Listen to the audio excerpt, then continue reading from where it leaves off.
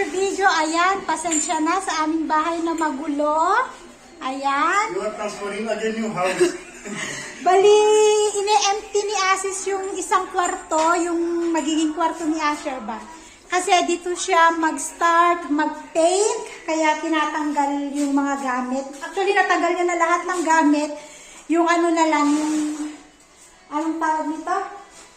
Hindi niya ilalabas hanggang dito lang.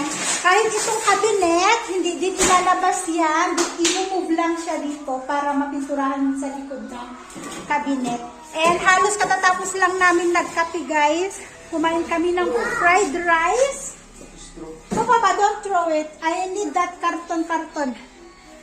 So, ayun. So, habang busy siya dyan, ako naman maghuhugas ng pinagkainan namin kaninang umaga. Yan, kinainan namin. Bali, may natira kaming rice kagabi. Yun yung kinain namin ngayong umaga. Kumain din ng kanin yung isa kasi nga nag-take siya ng medicine. So, start na lang magtrabaho si Asis. Hindi ko pa rin papasukin si Asher kasi baka mamaya nag-ubo-ubo siya dun sa school. Sumuka siya, wala siyang damit. May extra damit man siya, isa lang naman yung pwedeng ipadala. So, pahinga na lang muna siya dito sa bahay. Baka bukas pwede na siyang pumasok. So, yun guys, maghuhugas lang ako ng pinggan namin para patulungan ko si Asis na i-move to mamaya. Ibalik doon kasi itong paint na nabili namin ay madali lang siyang matuyo. Tapos yung amoy naman madali lang din mag-disappear. Yun yung sabi nung pinagbilhan namin. Hindi siya kagaya sa ibang paint na medyo nagtatagal yung amoy niya. Sabi niya hindi daw itong yung brand na nabili namin. So, tingnan natin. And yun, see you later everyone. Panoorin natin yung isa na maglalagay ng pintura. Ayan. Nag-start na.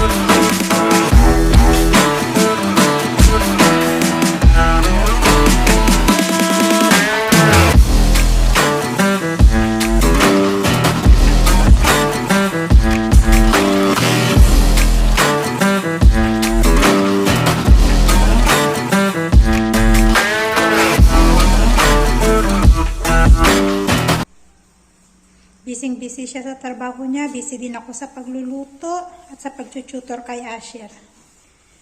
Pero si Asher rest muna habang nagluluto ako dun.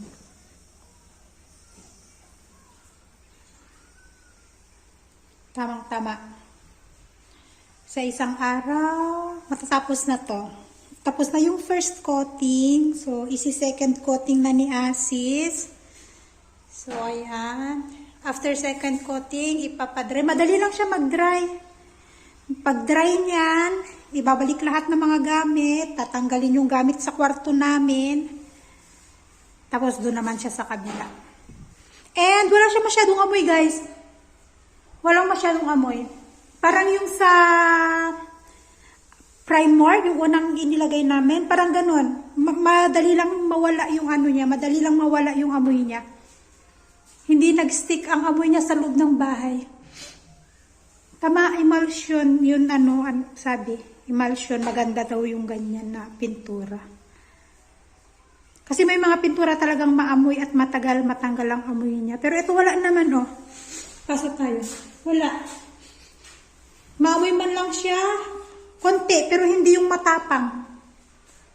Yan, tapos na first coating. So, second coating na lang. White. Kapag ganito kalayo, white pa rin siya. White pa rin ang color. Pero kapag ano, off-white, medyo tingnan nyo, medyo mas light yung kulay niya. Ay, nag-blurred. Bakit nag-blurred? Oops. Yun. Yung primer, white. So, ganyan. Makikita mo talaga yung difference. Pero kapag ganyan lang siya, white pa rin. Parang white pa rin. Sa video, parang white pa rin yung kulay niya. So, ayan guys. Ngayon ko lang may papakita sa inyo kasi ngayon lang natapos yung pag-install ng ating water heater. And, yun nga, kasi nagkaroon ng problema dito. Ito. Nagkaroon ng problema to. Kaya hindi nila natapos kahapon. And, ayaw kasi niyang umilaw dito kapag naka-switch on. Ngayon, bumalik siya ngayon para i-check niya lahat. Kasi akala niya ang problema yung paglalagay din niya ng wiring kahapon. Hindi naman problema ang wiring. Ito lang talaga yung naging problema. Yung nasa loob nito, yung naging problema. So, pinalitan. Ngayon, okay na siya. So, ito yung ating water heater, guys. Ang ganda niya. Bilog, tingnan niyo yung pagkabilog niya. Ang ganda yung pagkabilog niya. Para siyang capsule. Yung sabi ko kahapon bullet, pero hindi. Para siyang capsule. So, ito siya. Madali lang siyang i-operate, guys. So, naka-open na yan. Bali, maglilinis ako dito sa toilet namin. So, ito yung safety valve na sinasabi nila. Importante yan, safety valve na sinasabi. So, ilagay natin maximum. Tapos, yun yung thermostat niya. Kapag mainit na yan, mainit yung tubig, mainit, tingnan nyo.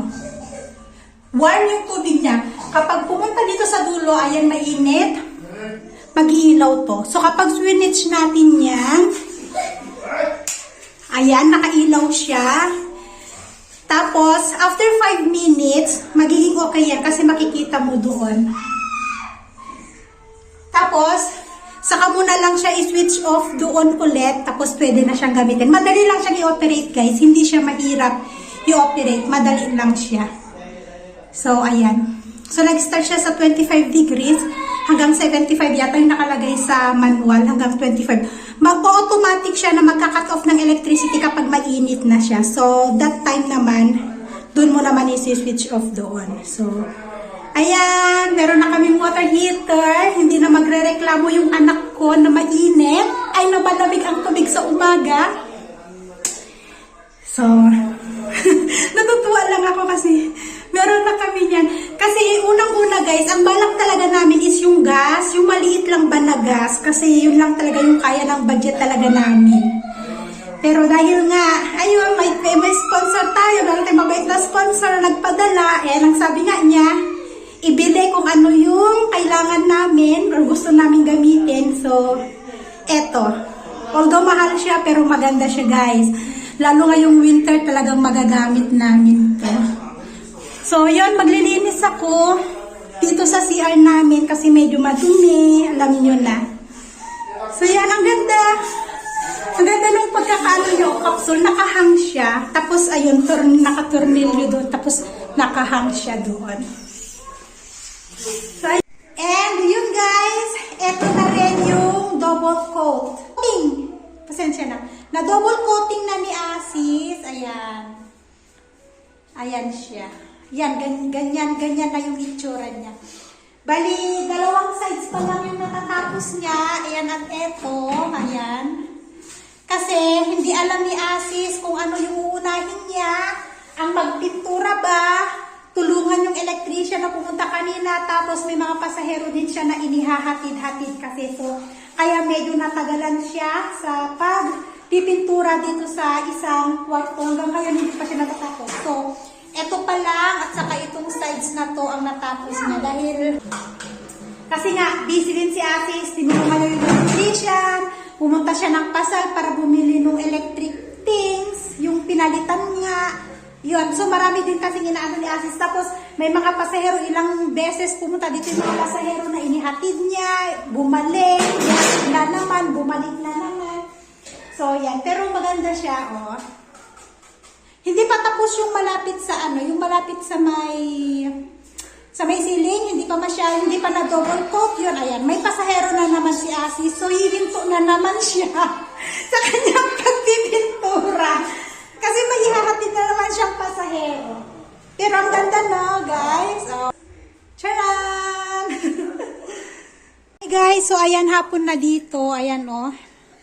And magluluto na ako ng pagkain namin. So, nakabili ulit ako ng isda kay Baya. Dumaan siya. So, 1 kilo yan. Ifra-fry ko, minarinate ko. So, fry lang ang luto nito kasi nga may mga malilit na tinik. Nabanggit ko na nung nakaraan. So, prito yung pinaka-perfect na luto niyan. And magluluto din ako ng gulay. Ito ay Nepali style din ang luto niyan. Yung may turmeric, ganyan. So, magluluto na ako. Ayun ang aking kanin. Hindi pa naluluto. Pero unahin ko na yung gulay. Madali lang ang kanin. Tapos, prito. Habang si Asis, ay actually, tapos na tong kwarto na to, guys. Nailagay ko na rin dito yung mga laman niya. Ayan, laruan ni Asher. Yung study table ni Asher. Pero, okay na siya. Na tapos na ni Asis to. And, tuyo na rin. Tingnan nyo. Tuyo na siya. Madali siyang matuyuan. And wala din siyang amoy. Wala na rin yung amoy niya. Merong konting amoy, pero hindi yung matapang at hindi siya, alam nyo yon, yung mild lang yung amoy niya. And ayun nga, nandito na si Asis sa kwarto namin. Ayan. Ito naman yung tinatapos niya. Bali, first coating pa lang siya. Hindi pa natatapos ang second coating. And ayun nga, inano niya sa mga hamba, tapos yung sa taas, wala pa din, hindi pa din tapos. Pero sa baba, wala pa din sa baba, hindi pa. Bali, eto pa lang. Yan, eto pa lang ang natapos niya na baba. So, hapon na dito, and ang sala, ang kalat ng sala namin guys, pasensya niya, lahat ng gamit namin nandito. So, bukas, dito naman sa sala. So, yung itatapos ni Asis, then after dito, sa labas naman na siya mag-start. Ayan. So, yung luto natin, gisa-gisa lang. Yan. Kapag medyo luto na, simple-simple lang yung gagawin ko, guys. Simple lang yung luto na gagawin ko. Lagyan na natin to. Bali ang sitaw, binigay ni Ama, yung tanim nila dyan sa likod. Ito yung magiging partner ng ating fried fish. Yan, gisa-gisa lang. Lagay tayo ng seasoning, salt, turmeric, pepper, and konting masala. Pakuluan natin. And kapag malambot na, okay na, luto na yan. I-end ko na ang aking video for today, guys. Pasensya na ang aking background. Ayan, yan yung mga damit namin na nakahanger. Tinanggal namin sa kabinet para mabuhat namin yung kabinet na yon palabas ng kwarto. So, pasensya na talaga sa kalat ng bahay namin. Wala sa ayos ang bahay namin ngayon. Pero once again, thank you so much everyone sa patuloy na pagsuporta nyo sa amin sa pang-araw-araw na vlog natin. And yun lang for today. Thank you again for watching and see you tomorrow. Bye everyone and God bless us all.